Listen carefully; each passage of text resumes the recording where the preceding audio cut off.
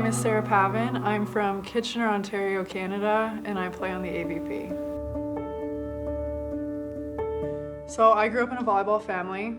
My mom was on the Canadian national team. My dad played as well. Both were coaches. So I was in the gym from a really, really young age. I was always really athletic. I love to play all sports, but volleyball really held a special place in my heart because I was just in the gym from day one. And, you know, I distinctly remember when I was 5, I found out what the Olympics were. And without understanding really like the details of what that meant, I understood that it was a place where the best athletes in the world got to go. And I remember telling my parents at that age that I was going to be an Olympian. And they kind of looked at me like, yeah, okay, like your kid, whatever. But from that moment on, that kind of set the tone for every decision I made for the rest of my life. And it might be really intense, a 5-year-old making that decision, but I knew what I wanted. And I knew that I wanted to be the best. From day one in elementary school, I was the little kid out playing by myself because the Olympics was the goal and being the best volleyball player was the goal. You know, growing up I had a really, really hard time being away from home.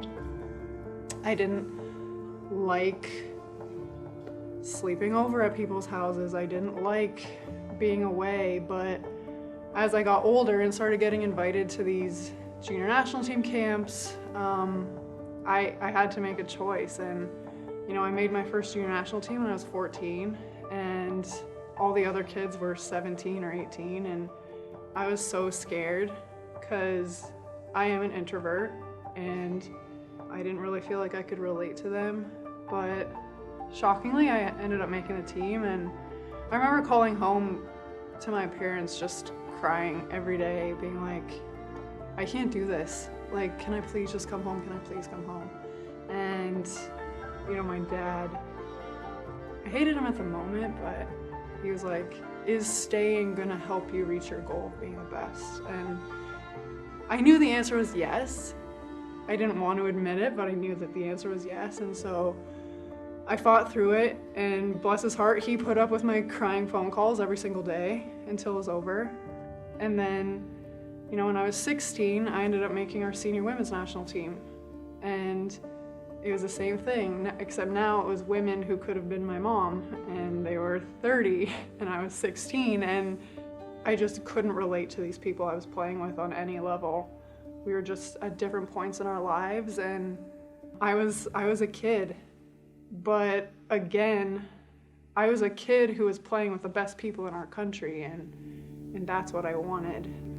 Every single decision has led me here, and going to school at Nebraska, moving to a different country away from my family, and then immediately turning around and going to play professionally overseas. And you know, I left home when I was 17 forever, and I never went back. And a lot of people were like, oh my gosh, you made such a huge sacrifice.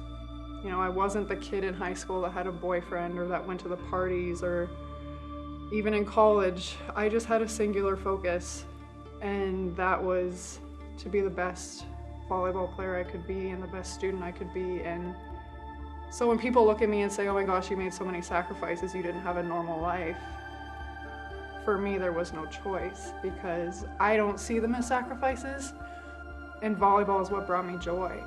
I don't have any regrets for the path that I've chosen or for the life that I've lived. And I think honestly my parents have made the biggest sacrifice.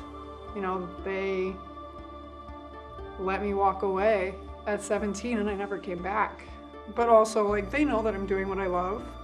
So I think for me and for them, all of the things that I've given up and the sacrifices, they've 100% been worth it.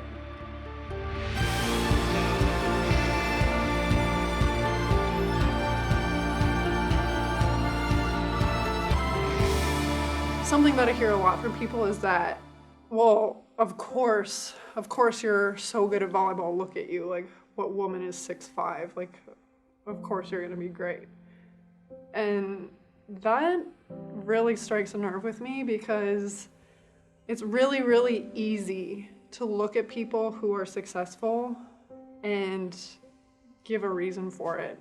I think people tend to do that so that they don't have to look at themselves and the things that they aren't doing to get to the level they want to be.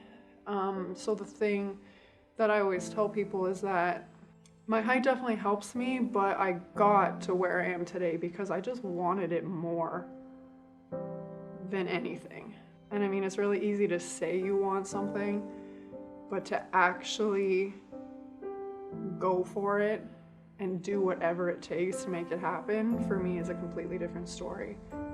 I love this game and I love what it's given me in my life, but I had to go out and get it. It wasn't just presented to me on a platter.